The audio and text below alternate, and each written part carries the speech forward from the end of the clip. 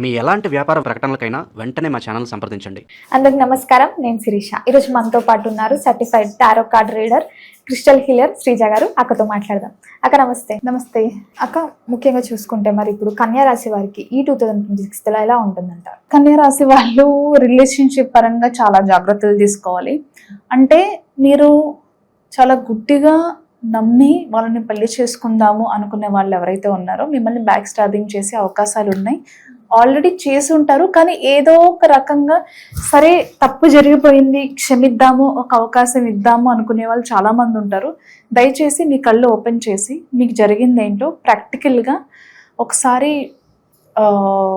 దాని గురించి డెసిషన్ చాలా పీస్ఫుల్ మైండ్తో తీసుకోవడం బెస్ట్ అని నేను సజెస్ట్ చేస్తాను. ఎందుకంటే ఇది ఇలాగే క్యారీ అవుతే లైఫ్ అంతా కూడా డిసప్పాయింట్మెంట్స్ ఉండే అవకాశం కనిపిస్తుంది. అంటే సెకండ్ ఛాన్స్ ఇద్దాము అనుకునే వాళ్ళు చాలామంది ఉంటారు, కానీ మీ కళ్ళ ముందు ఇంత పెద్ద మోసం, అది ఫినాన్షియల్గా అవ్వచ్చు, రిలేషన్షిప్ పరంగా కూడా అవ్వచ్చు. అంటే ఇది మధ్యకాలంలో మనం చాలా చూస్తూనే ఉన్నాం. కేవలం డబ్బు కోసమే రిలేషన్షిప్ మెయింటైన్ చేసే వాళ్ళు చాలామంది ఉన్నారు. మేబీ ఈ పర్సన్ నా లైఫ్లో లేకపోతే ఫినాన్షియల్గా నాకు ఎలాంటి బెనిఫిట్స్ ఉండవేమో అని చెప్పేసి ప్యూర్ లవ్ కంటే కూడా ప్యూర్ కమర్షియల్గా ఆలోచించే వాళ్ళు ఎక్కువయ్యారు. సో ఇలాంటి బ్యాక్ స్టాబింగ్ జరిగిన వాళ్ళే మళ్ళీ మీ పార్ట్నర్కి ఇంకొక ఛాన్స్ ఇద్దాము అని అనుకుంటే, అంటే మీరే వాళ్ళకి ఇంకొక ఛాన్స్ ఇస్తే మీ లైఫ్ ఎలా ఉంటుంది అనేది మీరు ఒకసారి ఆలోచించుకోండి. సో అదొకటి కనిపిస్తుంది. అండ్ ఇంకొకటి ఏంటంటే, పాసిబిలిటీస్ మంచిగా ఉన్న పర్సన్స్ని లేకపోతే మీకు వచ్చిన ప్రపోజల్స్ని పక్కన పెట్టేసి మీకు ఏదైతే హార్మ్ చేస్తారో, మీకు ఏదైతే వర్కౌట్ కావో దాని మీద ఎక్కువ ఫోకస్ చేస్తూ ఉంటారు. అంటే ఆల్రెడీ నీ ఇష్టదైవం కావచ్చు, యూనివర్స్ కావచ్చు, ఆల్రెడీ ఒక సైన్ ఇచ్చింది. నువ్వు ఈ పర్సన్ నమ్మటం మంచిది కాదు, నువ్వు నష్టపోతావు ఫినాన్షియల్గా, అలాగే నీ క్యారెక్టర్ పరంగా, లేకపోతే మెంటల్ పీస్, ప్రతిదీ కోల్పోతావు అని ఆల్రెడీ ఒక ఇండికేషన్ మనకు వచ్చినప్పుడు ఇంకొక సెకండ్ ఛాన్స్ ఇద్దాము అని అనుకుంటే మీ ఫెయిల్యూర్కో మీ మనశ్శాంతికో మీరే ఫుల్ స్టాప్ పెట్టుకున్నట్టు కదా. సో దయచేసి ఆ తప్పు అయితే చేయొద్దు. అండ్ ఇంకో విషయం ఏంటంటే, బ్యాక్ స్టాబింగ్స్ చాలా ఎక్కువ ఉంటాయి. అంటే మీ విషయాలు మీ పార్ట్నర్కి చెప్పి మిమ్మల్ని బ్యాక్ చేయటం, లేకపోతే వాళ్ళ విషయాలు మీకు చెప్పటం.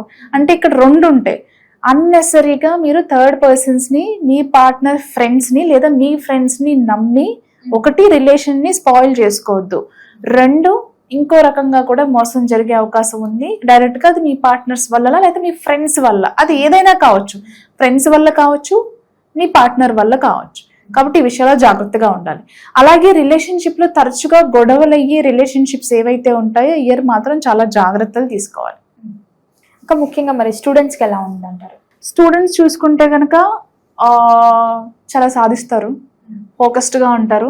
ఖచ్చితంగా నేను ఇది చేసి తీరాలి, లేకపోతే ఈ అచీవ్మెంట్ నాకు లైఫ్లో చాలా ఇంపార్టెంట్, ఇలా చేస్తేనే ఇంత ఫోకస్డ్గా ఇంత సీరియస్గా నా మీద నేను ఫోకస్ చేసుకోగలిగితేనే నేను ఆ రేంజ్కి రీచ్ అవుతాను, లేకపోతే నేను అనుకున్న ర్యాంక్ కావచ్చు, లేకపోతే జాబ్ కావచ్చు, వాట్ ఎవర్, ఏ స్టూడెంట్ అయినా సరే పాపం కష్టపడతారు ఖచ్చితంగా.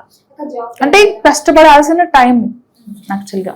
అక్క, మరి జాబ్ పరంగా ఎలా ఉంటుందంటారు? కొంచెం మీకు రావాల్సిన దానికోసం కొంచెం వెయిట్ చేయాల్సిన అవసరం ఉంది. అంటే పేషెన్స్, వెయిటింగ్ ఉంటుంది, కానీ end of the day result మాత్రం బాగుంటుంది.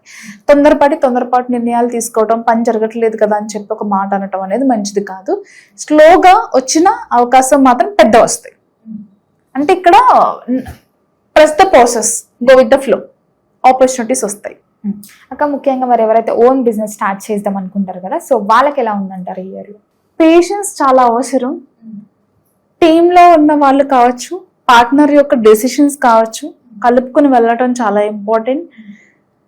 అండ్ బిజినెస్ మీద మీరు ఇన్వెస్ట్ చేశారు కదా, నా మేనేజర్ చూసుకుంటారు, మా వాళ్ళు చూసుకుంటారు, నా టీం చూసుకుంటారు, నా పార్ట్నర్ చూసుకుంటారు అనేది కాదు. మీ ఇన్వాల్వ్మెంట్, మీ ప్రెజెన్స్ అనేది చాలా ఇంపార్టెంట్, ఎక్కువ ఇంపార్టెంట్. కాబట్టి వాళ్ళు కూడా ఫోకస్ చేసి వాళ్ళ ఇన్వాల్వ్మెంట్ ఉండి వాళ్ళు కూడా ఏం జరుగుతుంది ఏంటి అని చెప్పేసి కొంచెం అబ్జర్వ్ చేసే పనులన్నీ పెట్టుకోవాలి. మనం డబ్బులు ఇచ్చే మనం ఇన్వెస్ట్ చేసాం అంతా నడిచిపోతుంది అంటే కాదు. సో అలా మీరు ఉండగలిగితే సూపర్ సక్సెస్ అనేది వాళ్ళ సొంతం. అక్క, ఎవరికైతే వివాహం కాలేదు, మ్యారేజెస్, సో వాళ్ళకి ఎలా ఉంటుందంటారు?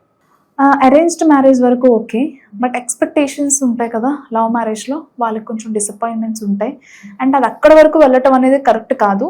ఈవెన్ ఎంగేజ్మెంట్ అయిన తర్వాత కూడా కొంతమంది ఎవరైతే ఉన్నారో అంటే రైట్ పర్సనా, ఇంకా ముందుకు వెళ్ళొచ్చా అనుకునే వాళ్ళు ఈ టైంలోనే వాళ్ళు డెసిషన్ తీసుకొని దానికి సంబంధించినట్టుగానే ఉండటం అనేది మంచిది.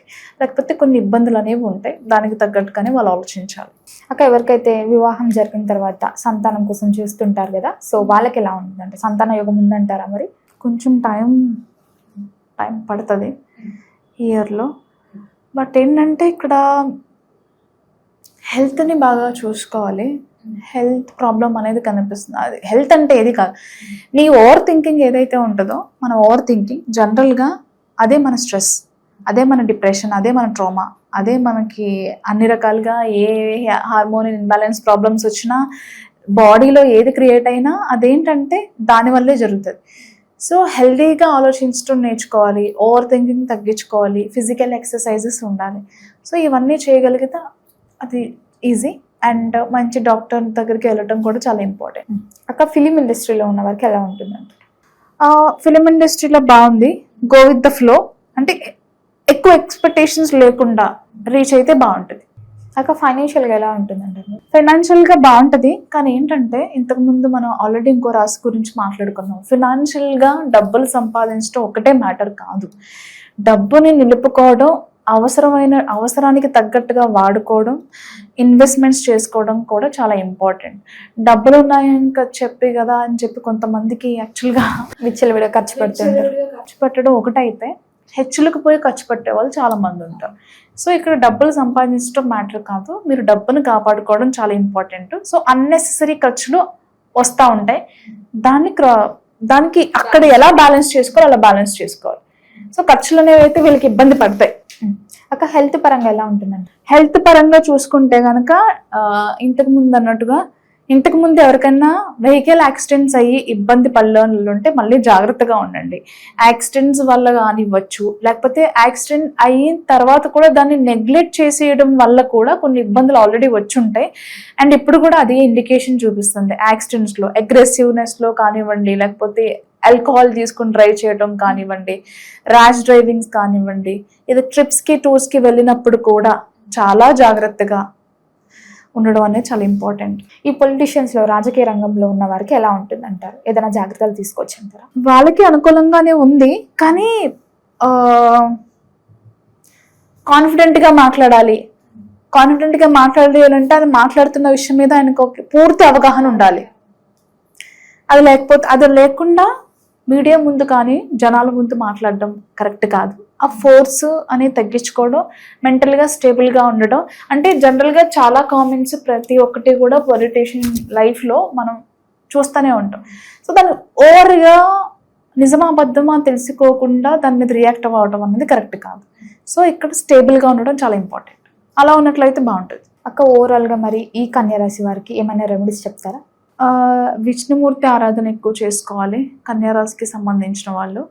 వెంకటేశ్వర స్వామి అంటే తిరుపతి దర్శనానికి వెళ్ళటం, కాలినడకను వెళ్ళటం, అలాగే విష్ణు అంటే కృష్ణ, రామ, విష్ణు ఏ ఆలయానికైనా సరే అంటే వెళ్ళటం, టైం స్పెండ్ చేయడం, చక్కగా భజన, కీర్తన, వాటికి సంబంధించిన పనిలో ఇన్వాల్వ్ అవ్వటం. ఏదో వెళ్ళాం కదా అని కాకుండా వాటిలో ఇన్వాల్వ్ అయితే కూడా బాగుంటుంది. అంటే విష్ణుమూర్తి సేవ చాలా రిలీఫ్ ఇస్తుంది యాక్చువల్లీ. ఓవరాల్గా 2026లో కన్యా రాశి వారికి ఎలా ఉంటుందో తెలియజేసినందుకు చాలా థ్యాంక్స్. Thank you.